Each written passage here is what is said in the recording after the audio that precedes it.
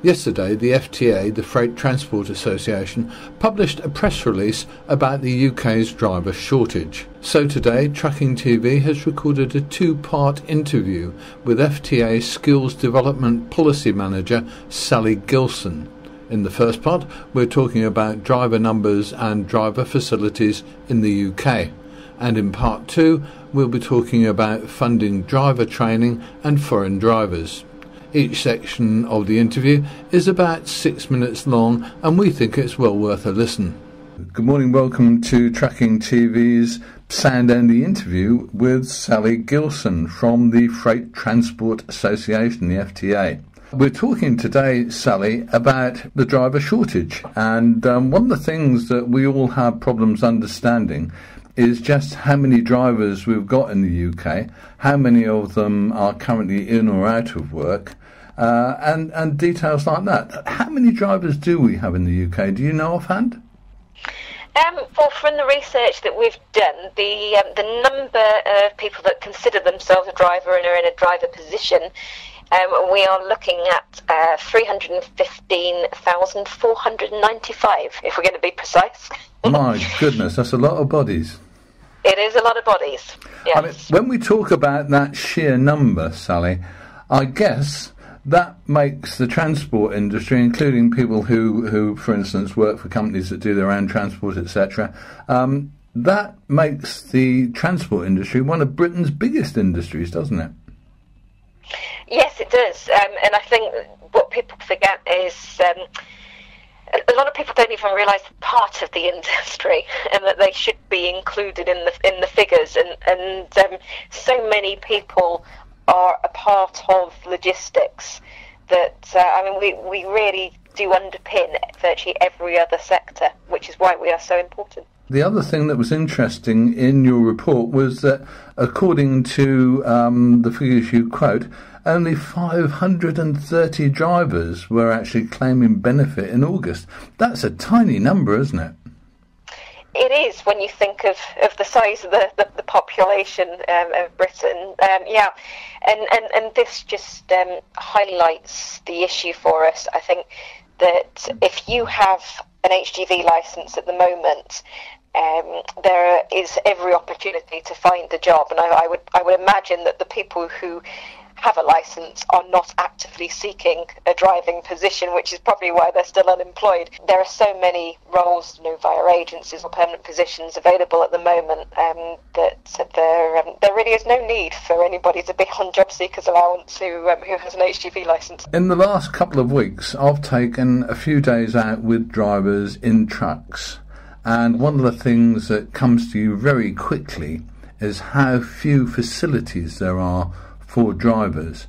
And it's actually been said to me on a couple of occasions that many warehouses and factories that our drivers call at, they're not even allowed to use the loos there. And there are very few public facilities available to drivers. It's something that keeps on being highlighted to us as well. It's something that we're working with our members, because if we are lobbying government and local authorities to actually provide some facilities would be a good start, then our members also have to be a part of this, and we've got to get away from this whole issue of not allowing drivers in to use facilities.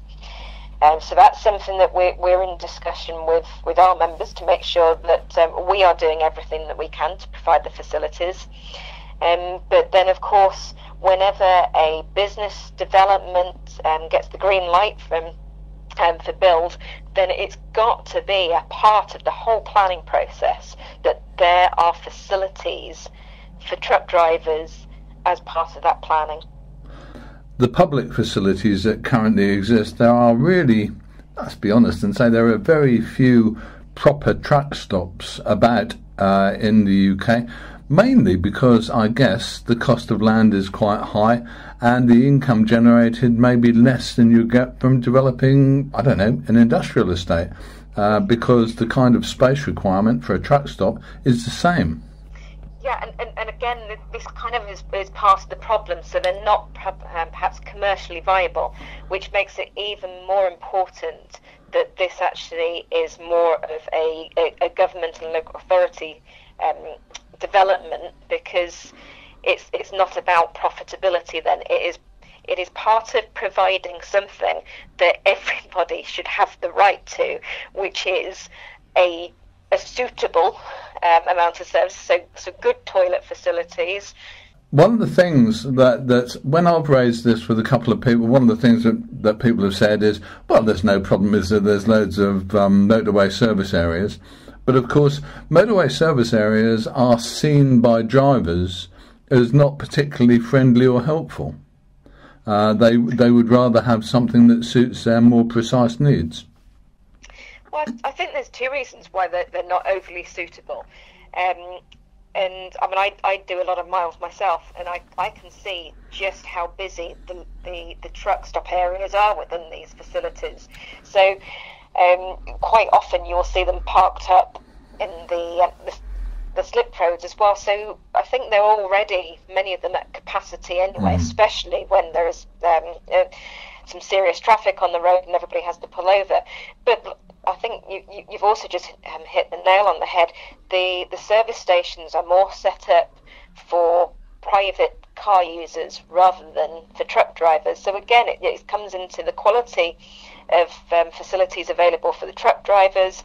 I don't know how a truck driver manages to have a healthy meal when they're out on the road, because there just really there really aren't those kind of options available, and that's why I think you need to have truck specific sites where there is good parking facilities, there are good lifestyle facilities as well for them. I mean, you've got I think one of the best truck stop facilities in at Chippenham, where you've got a barber's, you've got a gym, you've got some good food choices. There's everything there for them, and that's what the norm should be. It shouldn't just be a one-off. Those kind of facilities should be provided everywhere, because it is so important that when they have their rest, it's a quality rest. Now listen to part 2 of this interview.